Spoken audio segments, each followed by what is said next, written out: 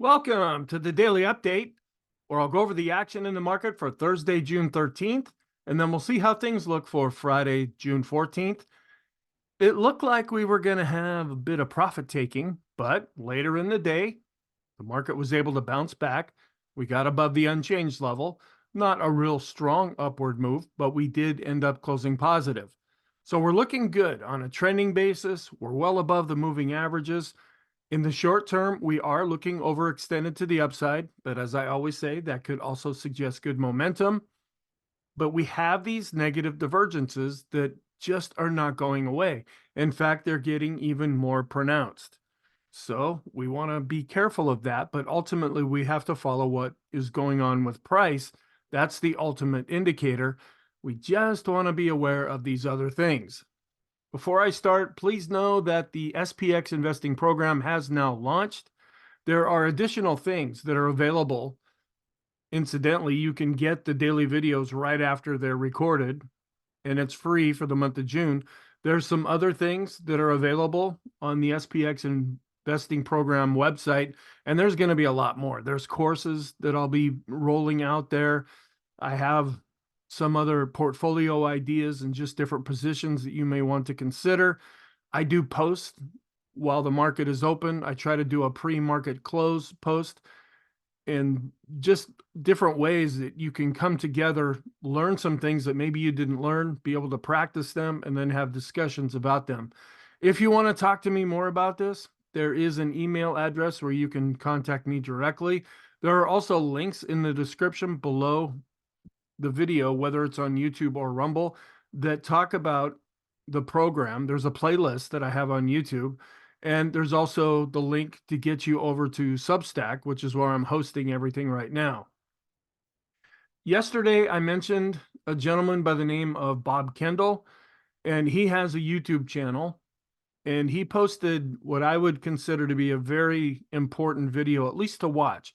We don't know if what he's saying in that video is going to actually happen or not. And he's backed off of that just a little bit. In fact, I'll go through that here in just a moment. But he's not a perma bear. He's not a perma bull. He's a perma realist. And that's what I like to call myself, just looking at things for what they really are and just acting accordingly to how that's going on. So if you want to, the link to the YouTube video is available. I don't know him. He doesn't know me. He's getting nothing from this by me talking about this. And I'm not getting anything from him since we don't know each other. But one of the things that I like to do as an educator is when I run across something that I feel is important, at least something to make us more informed, I will recommend that to you. And the video that he posted, where the link is also in the description, I would suggest looking at that. Now, if you want to, and at the bottom, this is a link, and I'll put this in the description as well. The report that he came out with on Thursday, June 13th, it's free to everybody. And he does that every once in a while. If he has something that he thinks is pretty influential, he'll just open it up and you don't have to subscribe.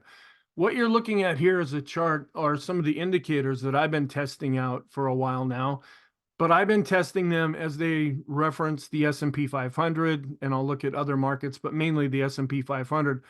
He focuses more on the S&P 500 futures, which have a different price than the S&P 500 itself. I usually don't do as much analysis with the SPY, even though that's the underlying ETF.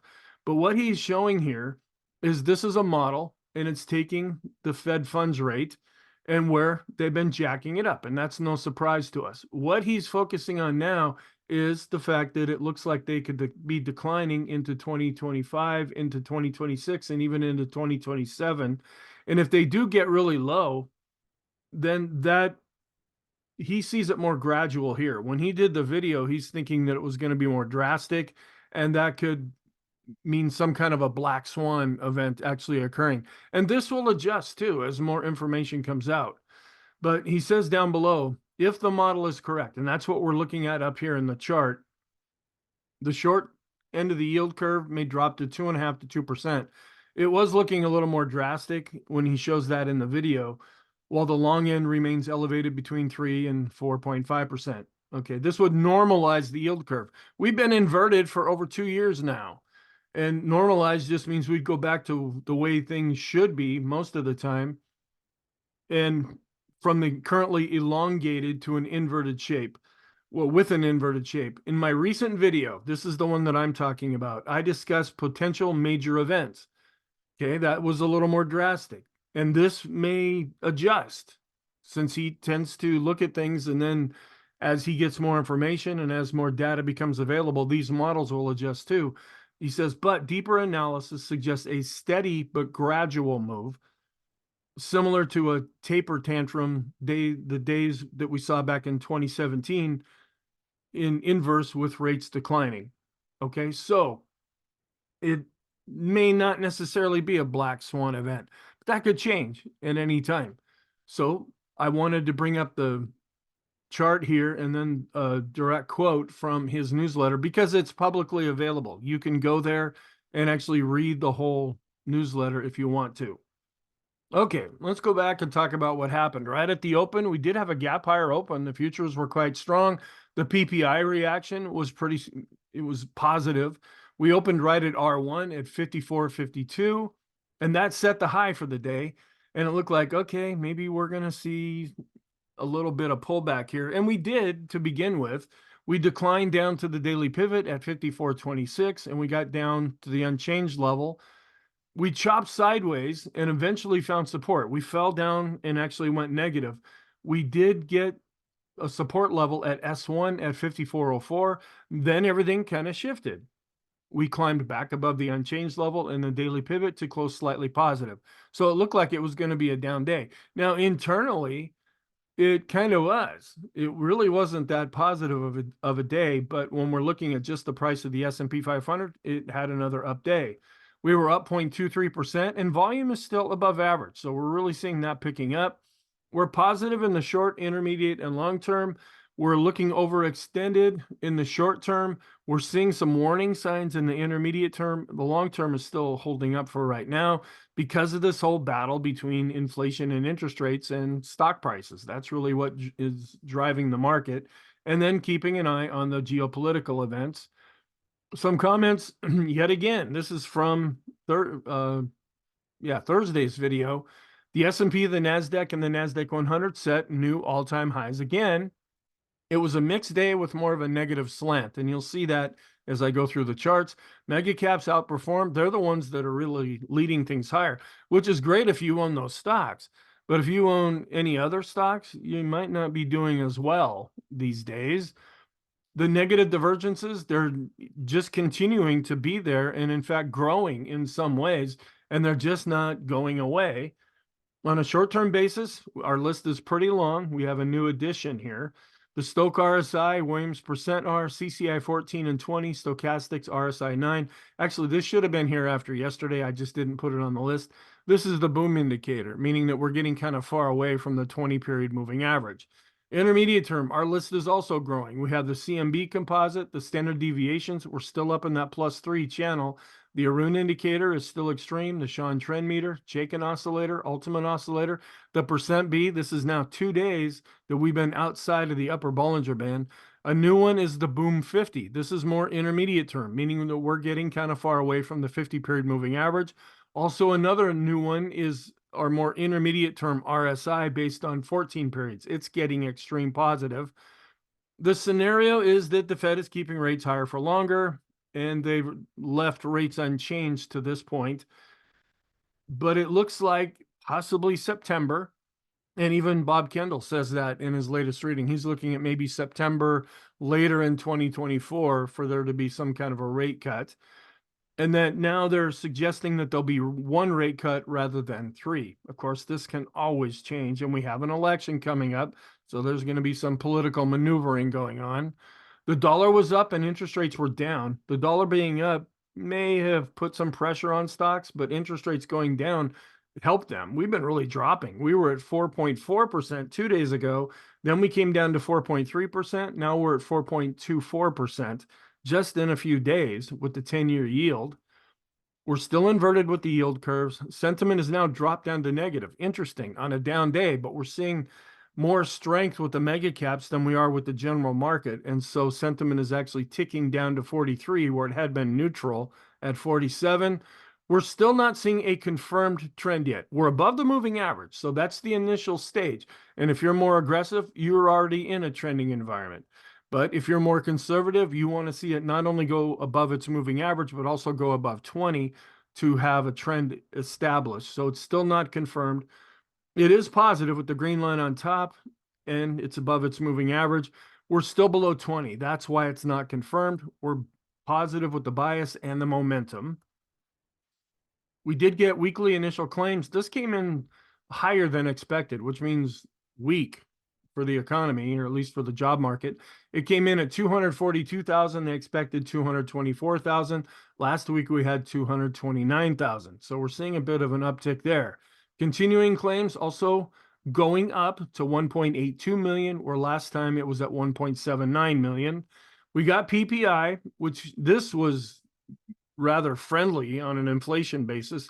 They expected it to be up 0.1%. It came in down 0.2%. Last time it was up 0.1%, which had been revised down from being up 0.5%. That was causing some concerns in the market when it came out a month ago. The fact that they revised it down quite a bit also was more friendly to the market. And the core PPI was unchanged. They expected it to be up 0.3%. Last time it was up 0.5%. So this was very inflation friendly. And we're still, it looked like a week or so ago, we were heading into this idea that bad news is actually bad news because it's showing economic weakness. That seems to kind of be fading right now. And we're coming back into this idea that weaker than expected news is good news for the market, because that will ultimately have an impact on interest rates. The charts here showing weekly jobless claims where we really shot up, and the 4-week moving average is also going up, showing some weakness on the job market front there. Continuing claims also ticked up, and the moving average is starting to go up. Here's all of it together. The red are initial claims, which are going up. The blue are continuing claims, which are starting to turn up. And then we had the latest unemployment rate at 4%, which we received a week ago. Here's a shorter term look at that chart to see things a little bit more clearly here. Looking at final demand PPI year over year, where we're starting to come down a little bit according to this chart with the yellow line. That's the core. That's more the inflation part, where the total is kind of flattening out. We look at final demand year over year. When we look at goods and services, the blue line, those are goods, and that's going up, and services are actually coming down a little bit. And then intermediate term goods year over year, processed and unprocessed, both of those continue to go up, but they're still a little bit below zero. Looking at our charts just to see how things have changed, we're actually going up with the PPI. When we look at this on a year over year basis, we're declining on a month over month basis, just with the headline number. And we're kind of declining to flattening out when we look at the core PPI, but this is a little bit of a concern. On a month over month change, this did end up going up. Here's some Isabel Net blog charts. This is the S&P real price, which means it takes inflation into account against valuations, where we have the price, the real price here in red, and it's going up, but it hasn't necessarily surpassed the previous high at the time this chart was produced. And then these are CAPE valuations. This is the Robert Shiller way of doing things. It takes more of a smooth approach. It's what I go over in the weekend videos, and it just shows that we're overvalued right now. And this has gone on for a while, and it may continue to go on. We don't use this to make decisions. We just use this to say, okay, this is what's happening with the market and with the economy right now. Bull markets last longer than you think. Well, we've been at 61 months, at least to this point. And as of right now, of course, you can only know this through hindsight. We hit that bottom in 2022. We're 20 months into this. So we're just a third of the way through what the average is for a bull market. And corporate client buybacks, showing that the 4-week average is really picking up, and we're seeing a year over year basis also starting to turn back up as folks are buying back stocks, or corporations are buying them back. Bonds outperform if no landing flips back too hard. Okay, and that kind of stands to reason. That means that we're going into a recession. Interest rates are probably going to go up, and at least they might maintain more of where they're at. Stock prices will typically go back down. Hard just means we're going into a recession. And it's saying manufacturing, PMI, and global stocks against government bonds. These are relative returns here, just showing that they're both going up right now, even though it did decline over here with the PMI. And then cumulative flows into cryptos. We're seeing a lot of money going back in, as Bitcoin has been doing quite well lately, and the other cryptos have been doing much better. And then this is the implied Fed funds rate. This is the dot plot that they come up with. And I don't know, it's kind of weird. It looks a little bit like one of Bob Kindle's charts, but it says the FOMC's latest dot plot projects only 25 basis points for rate cuts in 2024, which they say looks hawkish at first glance. Well, they expected 6 at the beginning of the year. They've whittled it down to 3. Now we're possibly looking at 2. This one is predicting maybe that we'll only get 1. So yeah, that's not making the markets all that happy these days. And then the equal weight and regional banks, they're both underperforming. Regional banks, okay, we show that, or I go through that in the intermarket analysis video. We look at the equal weight every day, and it's just showing that they're both going down. Taken in a positive slant, this just means that the really big companies, the mega caps, they're the ones that are outperforming. But to see more broad market participation, we actually want to see both of these going up. And then energy positioning, not really getting too out of hand. There is money going into energy, even though it's been dropping back a little bit, but it's not an extreme reading. I didn't find anything on Twitter. As I'm doing things for the program, unless I'm really bored or in the mood for it, I don't spend an awful lot of time there right now. It kind of goes back and forth. Here's our intraday chart where we did gap higher up at R1. We did not exceed Wednesday's high. So we didn't set a new intraday high. And then we ended up coming back down below the daily pivot, below the unchanged level. It looks like we were forming a base here, tried to go up back to the unchanged level, which when we're below it, it tends to act as overhead resistance. We ended up coming down right to this S1 level. That's when everything seemed to shift more positive. We bounced up off of that, back above the unchanged level, the daily pivot. We didn't close at the high, but it was a new all-time closing high since it was higher than Wednesday's close, but well off of the intraday high. Here's the intraday chart for the SPY. We were going up, but then everything just kind of went down after the market opened. Not really surprising there. This one is still positive. We still see the blue line above the red line. That means growth is outperforming value intraday. We're also seeing things holding up fairly well here with the growth to value ratio intraday for the S&P. Our end of day charts, growth was up where value was down. It was down less for the mid caps, but down more for the small caps. So here's the small cap growth to value ratio where it's looking better, but not showing any decent strength. Of course, the small caps just continue to be range bound. Actually ticked down just a little bit with the mid caps, and this is in the wrong place. Okay, well, all right. Maybe we'll hit that other chart at some point.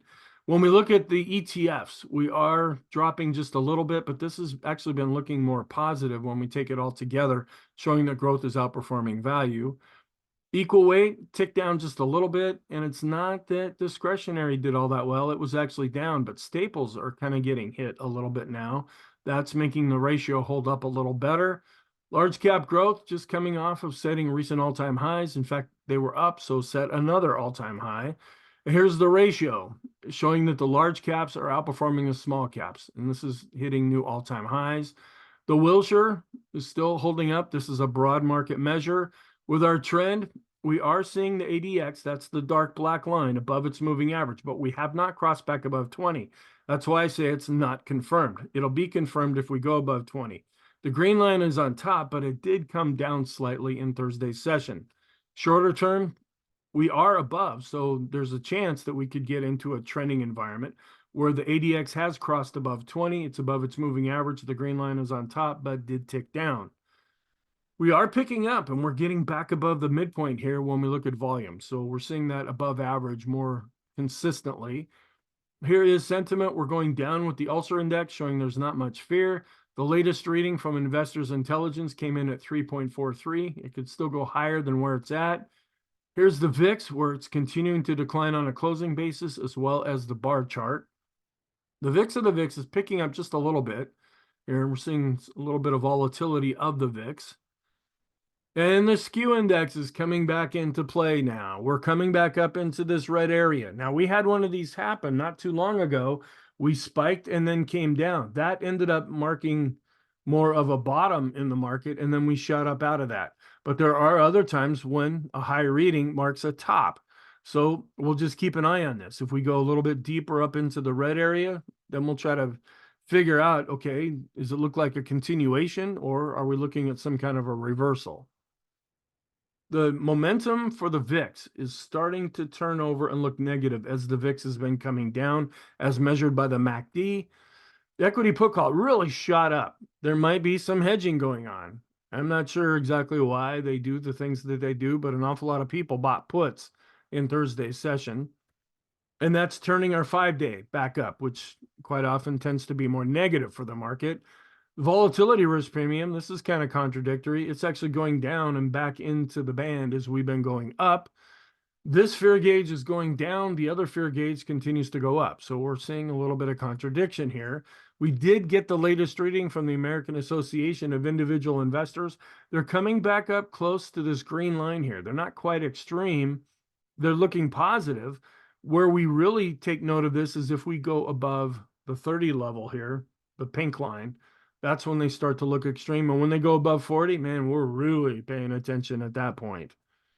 Our advanced decline line, this is where we are continuing to see these negative divergences, setting new all-time highs with the S&P, drifting off when we look at price. We're holding up a bit better, though, when we look at volume. And this is interesting too. We set a new all-time high with the S&P. We saw a bit of an expansion of the new lows and a real contraction of the new highs. But we're still going up at the 5 period. And we're leveling out now with the 10 period. And we're turning a little bit more negative where the blue line has been below 0. That's the 19-day advanced decline ratio. Now the red line is dropping slightly below the midpoint and turning negative. That's based on 39 periods. And this is still holding up, though. Accumulation distribution is back to going up and above the moving average. But when you look at the Chaikin money flow, we're coming down just a little bit. So a little bit of contradiction here. The Chaikin oscillator also declining just a little bit. Everything is still positive, but we're seeing strength in one area and weakness in other areas, and that's a little bit of a concern. The cumulative NYSE, excuse me, advanced decline line for the NYSE did drop. The broader market was weaker. Our regular advanced decline line actually ticked up just a little bit. And our other NYSE advanced decline line also ticked down just a little bit.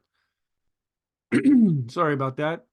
And when we look at the advanced decline line on the NYSE based on common stock, we declined a little bit based on price.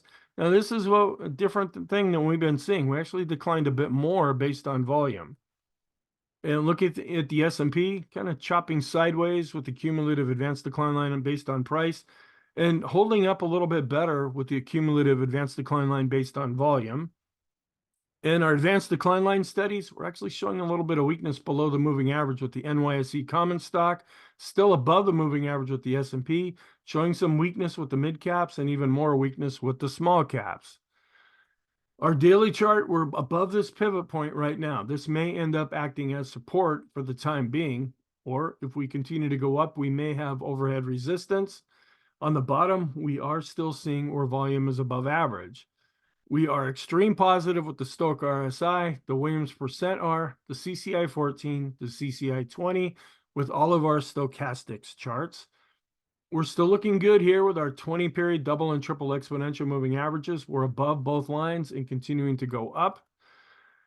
But we're ticking down with our 20. We're flattening out with the 50 and actually declining a little bit with our 20-period moving average. And this is calculated just on the S&P itself. The force index is still positive, even though it declined slightly. We're still above the 20-period moving averages, so that's holding up. We're still into the +3 channel with our standard deviations chart. That is extreme positive. The boom indicator is above this line here. That means we're getting far away from the 20. We're also starting to get far away from the 50. We're looking more positive when we measure the distance away from the 200. Intermediate term, the balance of power is looking more positive. The go, no go is still positive with dark blue bars. The highest high value is looking positive. The TTM squeeze is also turning back up. That's looking more positive. And we're above both lines with our double and triple exponential moving averages based on 50 periods. The CMB is extreme positive. We're kind of flattening out, but still positive with the ease of movement. The Arun is still kind of giving us an extreme positive reading with the oscillator. But here's where we're seeing more negative divergences. The S&P McClellan oscillator actually declined and is below zero. So the summation index based on price and volume are declining. We're also negative with the NYSE McClellan oscillator. It's below zero and declining. So the summation index for the NYSE based on price and volume are declining. The Swenlin trading oscillator has now turned negative. It had already gone negative based on price by dropping below zero. Now it's dropping below zero based on volume.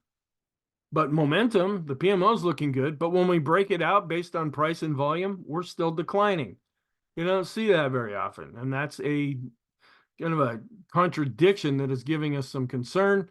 We're going down a little bit with the PMOs that are rising. We're flat with the buy signals, and we're flat to slightly declining with the PMOs above zero. But on a trending basis, we are still positive with the Elder's Impulse system. We're positive with the parabolic SAR. The slope oscillator is now turning back up and crossing back above its moving average. So that's turning positive. The MACD has already been a bit positive for a few days. So that's looking better in the intermediate term. So we are starting to switch over positive with our oscillators.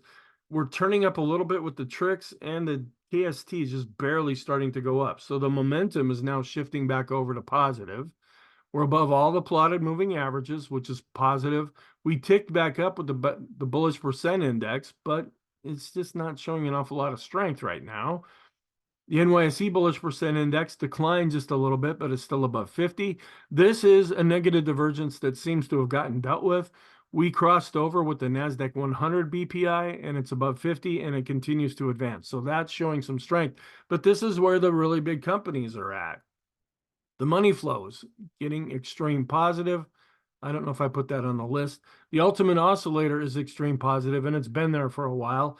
The vortex is going up with the green line. That's positive. We're getting extreme with the RSI 14 and the RSI 9. On balance volume is above an advancing moving average. That's positive. But when we look at our 20-period moving average study, which I can't remember what I already tried to show you, we're below 50 and declining. And we're also not really seeing any strength currently with our 20-period moving average study. And we're declining more below 50 with our 50-period moving average study. And this is the one I tried to show you earlier. This is actually, this is a day late, but we've actually dropped below 50, and we're still below 50 with our 100-period moving average study. And we're declining again a little bit with our 200-period moving average study. The copy curve is starting to switch back over positive. That's another momentum oscillator. The Sean trend meter didn't change, but it's still extreme positive. Standard deviation ticked down just a little bit, but we're above the moving average as stocks have been moving, or at least the S&P has been moving rather fast lately. We're now above the upper Bollinger Band for the second day as measured by the percent B indicator. We're just hanging on to being positive with our 5-day moving average of the highs minus the lows across the broad market. And we're coming up to this R2 level here. We'll have to see if we're able to break through that. This is a weekly chart of the S&P. If we can get above that, that would be quite positive. If we hit this resistance, that could end up posing a problem. But on a trending basis, we're looking good with the Heiken Ashi, the Kegi chart, the Renko, and the 3-line break. Long term, not really doing much different here with the 150. It's kind of flattening out, trying to turn back up a little bit with our 200-period moving average study. And I tried to go in and calculate this here. We did get a Hindenburg-Ullman that the initial trigger, that as close as I could tell, because there's lag with this data and everything. And it looks like it was triggered on May 21st. If you project that out 20 trading days, because you have to include Memorial Day in there, That would put us to June 18th, so next week.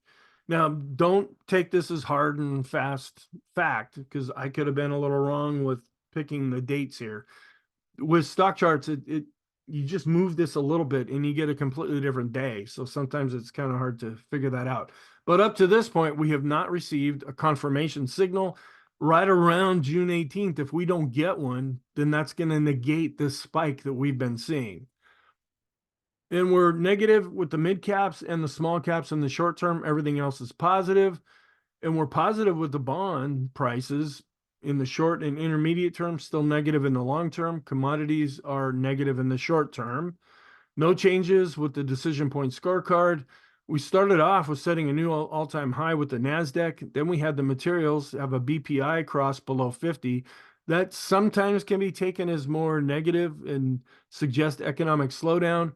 The dollar did see some strength. It got back above 105, but then by the end of the day, it crossed back below it, where you had the NASDAQ setting a 4-year high. It crossed above 17.4 and 17.5. With the sectors, we saw tech up again, and that's kind of the stronger area of the market. Real estate saw a little bit of buying, and utilities were actually up a little bit, and staples, discretionary, where we saw energy being down the most in Thursday's session. We're still just hanging on here with our new highs minus the new lows on the NYSE and looking slightly positive. The equal weight is really starting to underperform. It's really more pronounced here when we do a ratio. This just shows that the mega caps are really outperforming the rest of the market, which does fine for the indexes. But if you own individual stocks, it may not be giving you a true picture of what's happening. The Dow's not really doing all that well. It's chopping sideways and just cannot seem to get above its 50-day moving average. And we've switched over to negative with the Elder's Impulse system for the diamonds. We're still looking okay here with the NASDAQ and the NASDAQ 100. And we're positive with the Elder's Impulse system for the Qs. The momentum for the NASDAQ 100 continues to be positive. Small caps, they were down, dropped below their 50-day moving average with this index. We've switched from being positive over to neutral with the Elder's Impulse system for the small caps. Looking at the Russell 2000 small cap index, we're dropping a little bit further below 50 with the RSI. We're right about on the 50-day moving average, and the momentum is continuing to be negative. Mid caps also kind of just languishing around these days, just a little bit below their 50-day moving average, and have gone from being positive back over to neutral with the Elder's Impulse system for the mid caps. Apple, that's kind of the darling stock these days, was up another 0.5%, and we're starting to see a golden cross here. So the 50 is crossing above the 200, which is considered to be a golden cross. So Apple could be starting to go back into an uptrend. Tesla, it's got a ways to go. It's just kind of in between its 50 and 200-day moving average and still in a downtrend. Nvidia, which is the stock everybody seems to like, it was up another 3.5%. Microsoft doing well these days and in a solid uptrend. Meta hasn't surpassed its previous highs. It was actually down 0.93%, but still above its 50-day moving average. And Amazon is coming back down to its 50-day moving average, but it's still in an uptrend. Google's coming off of an intraday high here, but it was down almost 1.5%, but it's still looking pretty solid. Netflix, chopping sideways lately, has not surpassed its previous all-time high, but it's still in an uptrend. The FANG index is setting another new all-time high. The financial sector falling a bit down below its 50-day moving average, but the staples to tech ratio, that's continuing to decline, and that's what we want to see. That means that staples are underperforming tech. Tech has been doing well. Staples have been under pressure. That's why we're seeing this ratio going down. And the dollar ended up being up and got back into the 105 range. Looking internationally, the S&P to the world index, the short term, we're seeing a bit of a divergence now, a little bit of a decline with the longer term correlation. The staple sector, it was actually up a little bit, but it's still above its 50-day moving average. Utilities were up almost 0.25% after they have been seeing some profit taking lately. Healthcare was down, but still in an uptrend. That's a more defensive area. And energy ended up being down almost 1%, and it's coming down to its 200-day moving average. The total U.S. stock ETF did set another new all-time high on a closing basis, and we are declining with the 10-year yield, and the stock market really likes that. So we're going up with the 10-year based on price. Looking at our ratios, we came down a little bit with this ratio, but the market is still anticipating a soft landing, meaning no recession, versus what I mentioned earlier, which would be a hard landing. That would be a recession. And this chart would look totally different if that's what the market thought was going to happen.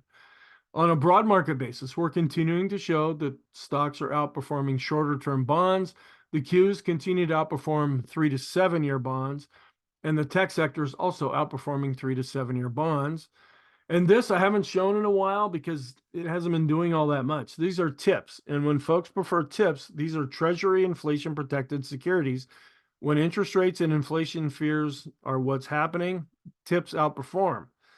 And they have been outperforming again here when you compare it to 7 to 10 year bonds. But lately, this ratio has been coming down. We're actually dropping below the 200-day moving average with this ratio, but we're still in an uptrend. We need to see this continue to fall, which would be more positive for interest rates. And then looking at our growth to value ratios, the Qs to S&P, that's looking solid, but discretionary to the S&P is looking weak. Large cap growth is outperforming large cap value. So the large caps are looking good, a bit of an improvement with the mid caps and the small caps. We're seeing a mixed picture here with our 19-day advanced decline ratio. We're negative based on price. We're just barely hanging on to positive based on volume. And the S&P to utilities ratio is still going up. That's positive for the S&P. The staples to S&P ratio is going down. That's also positive for the S&P. So what's our outlook? We're still positive. I haven't changed this. And strength is coming back in, but it's selective strength. It's just in certain areas. It's helping the S&P, but it's not necessarily helping the broader market. And these negative divergences, that's what's being produced when we're seeing this kind of an environment. They're just not going away. We're going to get import and export prices and consumer sentiment on Friday. And we want to keep an eye on the craziness to see if it impacts the market. And we'll finish out the economic calendar for the week. There's also going to be a monetary policy report that comes out. Okay. And then seasonality, we're neutral to positive with the Dow and S&P. We are positive when it comes to the NASDAQ. And Friday is the second most positive day after Monday based on what happened in 2023. So we could be coming in, at least when you look at a historical chart here, the green dashed line, we could be seeing a few days of positive seasonality up until we get to the end of options expiration, which will be on the 21st, first day of summer. And June tends to look pretty good here. In July and August are also positive, but June tends to look the best during an election year based on the Carson research. And then this is a newer chart where we show a presidential election year. This is June. This is the whole year, where we actually tend to be a little bit more positive when it's not an election year, where we might see some weakness going into the latter part of June because it is an election year. That's just historically what has happened. And this is based on the median price going back to 1976. And then Tom Bowley has us into this positive time again now, according to his research from the 12th through the 17th. So our warning signs, the staples and utilities, we're just keeping an eye on that for right now. We're getting a little further away when that all-time high was hit. They still are strong, and that's usually a defensive measure, but we're not seeing the market falling apart, at least yet. We're also keeping an eye on energy and healthcare, the advanced decline lines. The S&P is holding up, but the other markets are showing some weakness. And now the equity put call ratio is going up on our 5-day chart. Growth to value, yeah, it's improving in some areas, and discretionary to staples is improving, but they're not really leading. We need to see more follow through than what we've seen. And our McClellan oscillators and summation indexes for the S&P and NYSE, they are both negative. And now we've switched over to negative for the Swenlin trading oscillator. The reason why this is yellow, usually the gold, that's a primary indicator. When it's yellow, that means it's kind of on the border between being primary and secondary. And our 20, 50, and now the 100 period moving averages are negative inside of the S&P. And then the parabolic SAR is positive. And accumulation distribution, that's going up, but the Chaikin money flow, it's going down a little bit. And we're also seeing a little bit of a decline with the Chaikin oscillator, but taken together, they are positive still. Our oscillators are turning positive for the S&P. The bullish percent index is above 50 and just kind of ticking up, but not really showing any strength. The money flow is positive. The ultimate oscillator, the vortex, the Copic curve, financial sector, and the momentum for the NASDAQ 100, as well as the bullish percent index for the NASDAQ 100 are positive. So our conclusion, we're still positive. Strength is coming in, but it's in certain areas. We're seeing a lot of negative divergences, which are causing us concern. But when you just have to look at price for the S&P. In the short term, it's positive and improving. You could make a case to say that we're overbought. You could also make a case to say this is just showing good short-term momentum. Intermediate term, we are seeing some improvement in some areas, but we're seeing negative divergences in other areas. But we're still looking just pretty much flat out positive with the long term. Thank you. I really hope you found this helpful. Have a really good day on Friday, and I will talk to you in the next video.